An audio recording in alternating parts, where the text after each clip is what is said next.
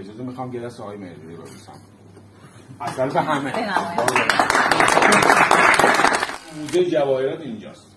جواهرات اصلی این آدم ها هستن، این کسان و اساتید هستن که باعث این شدن که نوع نگرش جهان به ایران عوض بشه از دیرباز. و آقای مهرجویی که سلطان کمدی هستن، برترین کمدی تاریخ سینما ایران همچنان اجاره نشینی است و این تاریخ مصرف ندارد. همین مایه‌ای که توی تو هست همچنان داره میزنه بیرون. شاگرد شما تمام کلیپات رو میبینم که ما میدرستی کارهای قشنگی میکنی، خیلی بازوقی، خیلی با انرژی هستی. خیلی خوشحالم که کسایی مثل تو هنوز هستن مملکت که دارن یه فعالیتی.